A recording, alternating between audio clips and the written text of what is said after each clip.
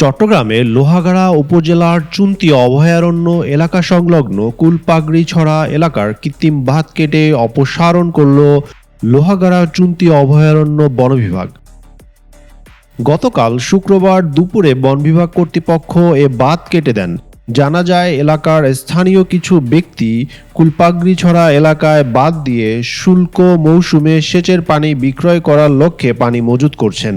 এতে অভয়ারণ্য এলাকায় পানির সংকট ও পাহাড় ধসের আশঙ্কা রয়েছে বলে মনে করেন স্থানীয় বন বিভাগ কর্তৃপক্ষ। এ ব্যাপারে চুন্তি অভয়ারণ্য এলাকার বিট কর্মকর্তা চঞ্চল তরফদার বলেন, কৃত্রিম বাঁধ দিয়ে পানির স্বাভাবিক গতি রোধ করায় চুন্তি অভয়ারণ্যর বন্যপ্রাণীর খাবারের পানি স্বল্পতা সহ নানা প্রাকৃতিক সমস্যা সৃষ্টি হবে। এতে জীববৈচিত্র্য নষ্ট হবে, তাই এ বাঁধ কেটে দেওয়া হয়েছে। চুন্তি কুলপাগলি এলাকার স্থানীয় জনপ্রতিনিধি মোহাম্মদ জাফর বলেন, এলাকার কিছু লোক এ অপকর্মের সাথে জড়িত।